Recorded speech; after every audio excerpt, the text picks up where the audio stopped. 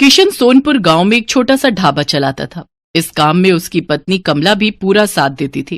कमला और किशन दोनों मिलकर सुबह से शाम तक अपने ढाबे पर काम करते और जो पैसे बचते उनसे अगले दिन का सामान खरीदते और बाकी से घर का गुजारा करते। ऐसे ही दिन बीत रहे थे। गर्मियां आने वाली थी।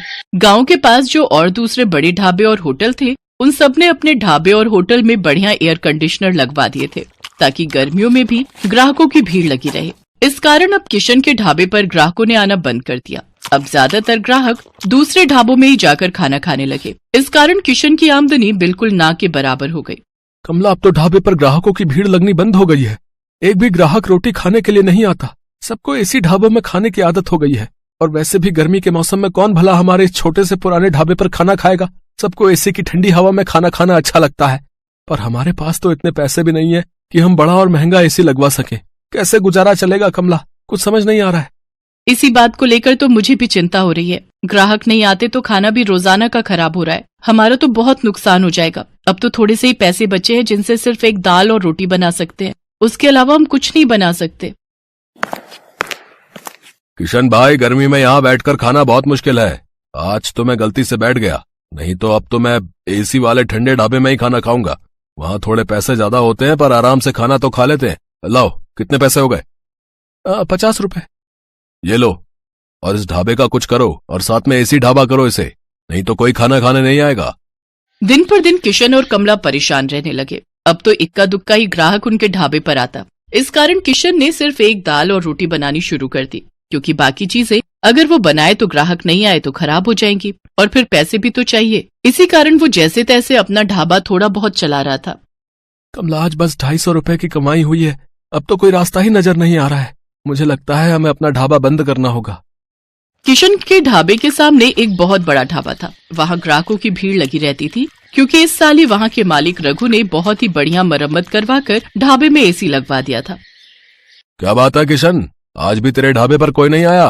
एक काम कर, ढाबे पर ताला लगा दे। अब तेरा ढाबा नहीं चलने वाला। इतनी भारी गर्मी में एसी के बिना कोई खाना खाने नहीं आएगा, और तेरे पास इतने पैसे नहीं है कि तू मेरी तरह इतना महंगा एसी लगवा सके। और मैंने एक नहीं दो एसी लगवाए हैं, तब जाकर अच्छी कमाई हुई है। किशन और कमला ने सोच लिया था कि अब इस ढाबे को बंद कर देंगे। थोड़ा बहुत राशन रखा था, जिससे उन्होंने आज का ढाबे का खाना बना लिया था। कमला, ये दाल और रोटी जो बनाई है बस आज की बेच लेते हैं, कल से ताला लगा ही देंगे। कोई फायदा दिखाई नहीं दे रहा है। हाँ, मैंने जो दाल बची थी वो बना दी है, और थोड़ी बहुत तंदूर की रोटियां भी। उस दिन पूरा दिन कोई भी ग्राहक नहीं आता। दाल और तंदूर की रोटियां ऐसी ही रखी थी। कमला, मुझे लगता है अब कोई नहीं आएगा। रात के 9 बज रहे हैं, हमें घर चलना चाहिए। सामने रघु के ढाबे पर भीड़ लगी हुई है, तो भला यहाँ कौन आएगा? तभी किशन देखता है सामने रघु के ढाबे पर एक बहुत ही जरूरतमंद आदमी अपनी गर्भवती पत्नी के साथ कुछ मदद मांग रहा है। भैया, मेरी मदद करो। मेरी पत्नी की तबीयत बहुत खराब है। हम पर कुछ गुंडों ने हमला कर दिया। हमारी गाड़ी, मोबाइल, पर्स, कैश, जेवर सब लूट कर ले गए। हम शहर जा रहे थे, हमें नहीं पता कि इस रास्ते पर बदमाश हमें लूट लेंगे। ओ भाई, ये कोई खैराती धर्मशाला नहीं है जो तुम्हें मुफ्त में यहाँ रोक लूं। चलो जाओ यहाँ से। पता नहीं कहाँ कहाँ से आ जाते हैं। मुझे क्या पता, कोई चोर उचक्के लुटेरे हो तुम। आजकल किसी का कोई भरोसा नहीं है। ओ छोटू, इन्हें बाहर भेज और ढाबे का शटर गिरा दे। मैं घर जा रहा हूँ। ऐसा ना कहो, मेरी पत्नी की तबीयत सचमुच बहुत खराब है। बस कुछ देर आराम करके हम चले जाएंगे।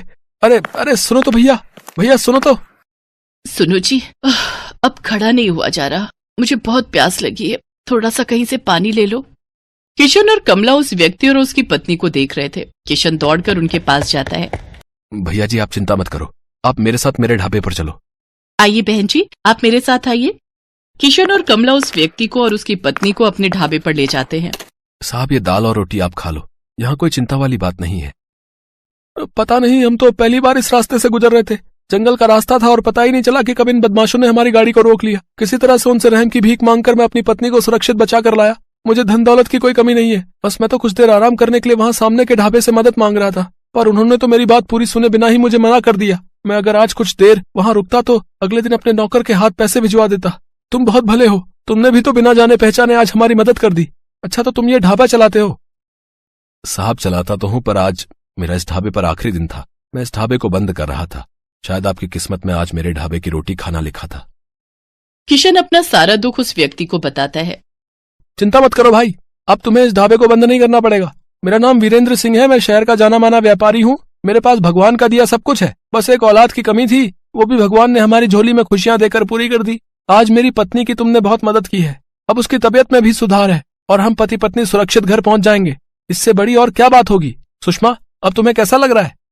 मैं बिल्कुल ठीक हूँ जी। कमला ने मेरी बहुत देखभाल की है, अब मुझे बिल्कुल ठीक लग रहा है। अब मैं सफर कर सकती हूँ। किशन, तुम चिंता मत करो, मैं कुछ दिनों में तुम्हारे पास आता हूँ। तुम्हारे इस ढाबे को एसी ढाबा बनाने की जिम्मेदारी मेरी है। किशन और कमला की खुशी का ठिकाना नहीं था। उन्होंने किसी मजबूर की सहायता की तो भगवान ने उनकी सहायता की। कुछ दिनों बाद जब वीरेंद्र सिंह लौटता है तो उसके हाथ में एक मिठाई का डिब्बा था। उसकी पत्नी के बेटा हुआ था। बेटा होने की खुशी जानकर कमला और किशन भी बहुत खुश होते हैं। वीरेंद्र सिंह अपने खर्चे से किशन और कमला को एक बहुत ही बढ़िया और बड़ा एसी ढाबा बनाकर देता है, जो फुली एयर कंडीशनर था। किशन का ढाबा किसी बड़े 5 स्टार होटल से कम नहीं था। अब तो ग्राहकों की भीड़ उस ढाबे पर आने लगी। ढाबा देखने में बहुत सुंदर था। किशन ने गांव के और भी मजबूर लोगों को अपने ढाबे में नौकरी दी। किशन का ढाबा दिन के साथ साथ रात में भी खुला रहता था, ताकि हाईवे से आने जाने वाले लोगों को किसी भी बात की परेशानी न हो। गरीबों के लिए उस ढाबे पर मुफ्त खाना था। वीरेंद्र सिंह अपनी पत्नी के साथ अक्सर किशन के ढाबे पर आ जाता था। आज किशन के कारण ही वीरेंद्र सिंह का परिवार सकुशल था और वीरेंद्र सिंह ने भी किशन के लिए जो किया वो किसी बड़े उपकार से कम नहीं था। तभी तो कहते हैं कि भगवान अच्छों के साथ हमेशा अच्छा ही करते हैं, इसलिए हमें सदैव मजबूर लोगों की सहायता करनी चाहिए।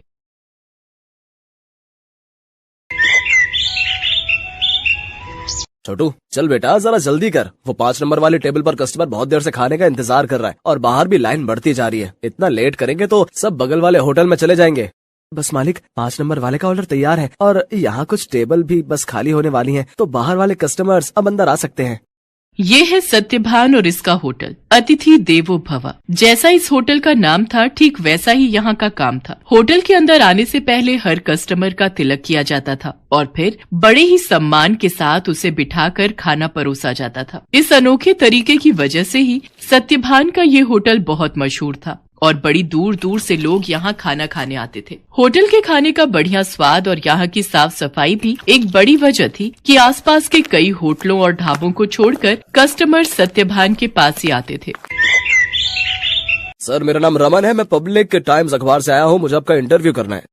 अच्छा, हाँ, क्यों नहीं, आइए आइए। रुकिए, पहले मैं आपका तिलक करूंगा। हाँ, अब ठीक है, अब आप यहाँ आराम से बैठिए। छोटू, जल्दी से साहब के लिए गर्मा गर्म कचौड़ियाँ और बढ़िया चाय तो लेकर आ। हाँ तो सत्यभान जी, सबसे पहले मैं आपका पूरा होटल और यहाँ की किचन देखना चाहूंगा। वैसे सुना तो मैंने ये है कि आप किसी को भी अपनी रसोई में लेकर नहीं जाते, लेकिन मुझे तो आपके वहाँ लेकर जाना ही होगा, वरना ये इंटरव्यू अधूरा रह जाएगा। अरे बस, वो बात ऐसी है कि आप तो जानते ही हैं, होटल के बिजनेस में सारा खेल खाने में इस्तेमाल होने वाले मसालों और रेसिपी का ही है, और यहाँ मैंने और मेरे साथियों ने बड़ी मेहनत से ये सब तैयार किया है। अच्छा, लेकिन आपके यहाँ जो लोग काम करते हैं, मतलब आपके साथी, अगर उनमें से किसी ने धोखा दिया तो? नहीं नहीं, ऐसा तो हो ही नहीं सकता। यहाँ जितने भी लोग मेरे लिए काम करते हैं वो सब के सब मेरे गांव से ही हैं, यानी सब मेरा परिवार है। आज तक का रिकॉर्ड है, मुझे मेरा कोई साथी छोड़कर नहीं गया। ये तो वाकई बहुत बड़ी बात है। लेकिन अब तो आप इतने मशहूर हो गए, आपका होटल एक ब्रांड बन चुका है, तो लोग आपकी रसोई को अंदर से देखना चाहते हैं। आप चिंता मत कीजिए, मैं आपके मसालों और रेसिपीज का राज नहीं खोलूंगा, लेकिन रसोई के अंदर की कुछ फोटोज तो चाहिए होंगी आपके इंटरव्यू के साथ छापने के लिए।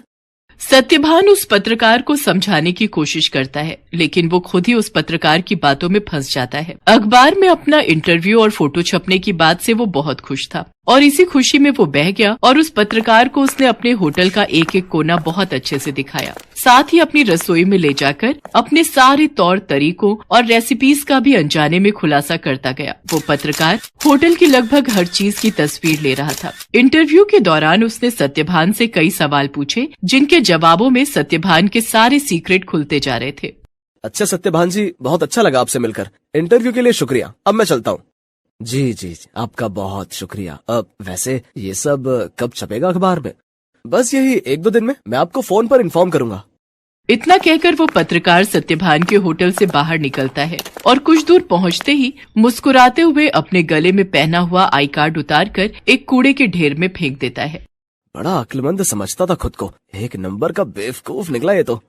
असल में ये आदमी कोई पत्रकार था ही नहीं, पास ही मौजूद एक दूसरे होटल के मालिक का रिश्तेदार था, जो पत्रकार बनकर सत्यभान के सारे सीक्रेट जानने के लिए उसके पास गया था। ये आदमी अपने मकसद में पूरी तरह से कामयाब हो चुका था। इधर सत्यभान रोज सुबह के अखबार में अपने इंटरव्यू के छपने का इंतजार कर रहा था। जा छोटू, देख तो अखबार आ गया होगा। अब तो पूरे 4 दिन हो लिए, आज तो पक्का अपनी फोटो छपी होगी। छोटू फौरन उस दिन का अखबार लेकर आता है, लेकिन बीते दिनों की तरह उसमें भी सत्यभान और उसके होटल का जिक्र तक नहीं था। ये देखकर सत्यभान उदास हो जाता है। ऐसा कई दिनों तक होता रहा। फिर सत्यभान ने उम्मीद ही छोड़ दी और ये सब कुछ भुला दिया। फिर एक दिन अचानक सत्यभान के होटल में रेड पड़ जाती है। फूड इंस्पेक्टर अपने कुछ आदमियों के साथ सत्यभान के होटल पहुंचते हैं और वहां मौजूद हर चीज की जांच करने लगते हैं। देखिए, हमें आपके होटल के खिलाफ शिकायत मिली है कि आप खाने में नकली सामान का इस्तेमाल करते हैं। ये कैसी बातें कर रहे हैं आप? सालों से मैं इस होटल को चला रहा हूँ, वो भी पूरी ईमानदारी से। अगर ऐसा है तो हमें यहाँ की तलाशी लेने दीजिए। चलिए हटिए यहाँ से। पूरी टीम होटल का कोना कोना छानने लगती है। तभी उन्हें किचन के पास एक छोटा सा दरवाजा दिखता है। फूड इंस्पेक्टर खुद इस दरवाजे को खोलकर अंदर जाते हैं तो उन्हें काफी मात्रा में नकली घी, तेल, नकली मसाले जैसी कई चीजें मिलती हैं। तो ये है तुम्हारी ईमानदारी का सबूत? हाँ, शर्म आनी चाहिए तुम्हें। सत्यभान को कुछ समझ ही नहीं आ रहा था कि आखिर उसके साथ हुआ क्या। खाद्य विभाग की टीम सत्यभान के होटल को सील कर देती है। साथ ही सत्यभान को जेल भेज दिया जाता है। एक ही पल में सत्यभान का सब कुछ बर्बाद हो गया था। उसका परिवार सड़क पर आ गया था। सत्यभान खुद को बेगुनाह साबित नहीं कर सका और उसका सब कुछ जुर्माने की रकम अदा करने में चला जाता है। उसके गांव के लोग जो उसके लिए काम किया करते थे वो भी उसका साथ छोड़कर गांव वापस चले जाते हैं, सिवाय छोटू के। चलो, तुम्हारी जमानत हो गई है। जमानत की बात सुनकर सत्यभान चौंक जाता है। वो बाहर आकर देखता है तो एक वकील के साथ खड़ा छोटू उसका इंतजार कर रहा था। छोटू, तूने ये सब कैसे किया बेटा? तेरे पास इतने पैसे कहाँ से आए? मैं तो बिन माँ बाप का एक लावारिस था मालिक। आपने मुझे सहारा दिया था तो मैं आपको इस हाल में अकेला कैसे छोड़ देता? आपको याद है, मैं हर महीने की तनख्वाह से कुछ पैसे जोड़ता था अपनी आगे की पढ़ाई के लिए। बस वही आज काम आ गए। छोटू की बात सुनकर सत्यभान की आंखों में आंसू आ जाते हैं और वो छोटू को गले लगा लेता है। लेकिन अभी भी सब कुछ ठीक नहीं हुआ था। शहर भर में सत्यभान का नाम खराब हो चुका था। इसलिए सत्यभान अपने परिवार और छोटू के साथ शहर छोड़कर अपने गांव चला जाता है। वहां बांस के बड़े बड़े जंगल थे जिनके बीचों बीच एक छोटी सी झोपड़ी बनाकर सत्यभान और उसका परिवार रहने लगता है। सत्यभान के पास गुजर बसर के लायक भी पैसे नहीं थे, इसलिए उसे कुछ तो करना ही था। तभी एक दिन उसने गांव के एक बच्चे को एक आधे कटे बांस में कुछ खाते हुए देखा। सत्यभान उस बच्चे के पास गया और उससे बोला, बेटा, ये क्या खा रहे हो? ये हरे बांस का अचार है और ये रोटी है। ये बर्तन, ये भी बांस से बना है। वो यहाँ गांव में बांस ही सबसे ज्यादा उगता है ना, तो हम लोग इसी का ज्यादा से ज्यादा इस्तेमाल करते हैं। उस बच्चे की बात सुनकर जैसे सत्यभान के दिमाग के घोड़े दौड़ने लगे। उसने फौरन छोटू को अपने पास बुलाया और उसे कुछ समझाने लगा। फिर अगले दिन तड़के सुबह ही वो छोटू के साथ बांस के जंगल में गया और ढेर सारी बांस की लकड़ियां काट कर ले आया। सत्यभान और छोटू दिन रात लगे रहे और देखते ही देखते उन दोनों ने सिर्फ बांस की मदद से पूरा का पूरा होटल बनाकर तैयार कर लिया, जहां दीवारें भी बांस की थीं और सारे बर्तन भी। अब सवाल ये था कि इस होटल में पकेगा क्या? मालिक, आप चिंता मत कीजिए, हमें जाकर सब लोगों से बात करनी चाहिए जो शहर में अपने साथ काम करते थे। मुझे विश्वास है कि वो सब हमारा साथ जरूर देंगे। छोटू की बात मानकर सत्यभान अपने गांव के लोगों से बात करता है। धीरे धीरे गांव के कई लोग उसकी मदद के लिए आगे आते हैं। कई लोग उसे मुफ्त में राशन देते हैं, जिसके साथ हरे बांस का इस्तेमाल करके सत्यभान और छोटू होटल के लिए खाना बनाते हैं। और इस तरह एक बार फिर सत्यभान का होटल चल पड़ता है। लेकिन हालात अब पहले से बहुत अलग थे। कई दिनों तक सत्यभान के होटल में एक भी ग्राहक नहीं आता। फिर एक दिन शहर से कुछ दोस्तों का एक ग्रुप वहां आता है और सत्यभान के अनोखे होटल को देखकर चौंक जाता है। कुछ नया आजमाने के इरादे से वो सभी सत्यभान के होटल के अंदर आ जाते हैं। सत्यभान उन सब की बहुत ही अच्छे से खातिरदारी करता है और फिर भाई वाह, मजा आ गया। ये तो बिल्कुल ही नया एक्सपीरियंस था। शहर से इतनी दूर इतनी अच्छी सर्विस और उससे भी बढ़िया खाना। सच में बहुत अच्छा लगा यहाँ आकर। और सबसे बड़ी बात, मुझे तो पता ही नहीं था कि बांस को भी खा सकते हैं, वो भी इतने अलग अलग रेसिपीज में। सत्यभान के खाने और अलग किस्म के होटल की तारीफ वो सभी दोस्त अपने दूसरे दोस्तों से जाकर करते हैं, जिसके चलते और भी लोग खास तौर पर सत्यभान के होटल में खाना खाने वहां पर आते हैं। सत्यभान की सर्विस और खाना बहुत जल्दी अपना पहचान बना रहा था। लोग शहर के हाई फाई होटल छोड़कर सत्यभान के पास गांव में आ रहे थे। धीरे धीरे सत्यभान की गाड़ी पटरी पर आने लगती है और उसके पुराने साथी जो गांव में ही थे, वो भी उसके पास काम पर लौट आते हैं। मालिक, भगवान की दया से अब सब ठीक हो रहा है, लेकिन अब तक ये समझ नहीं आया कि आखिर वो सब नकली सामान उस दिन अपने होटल में आया कहाँ से। ये पहेली तो सच में सुलझानी ही होगी छोटू। मुझे लगता है मुझे कुछ करना चाहिए।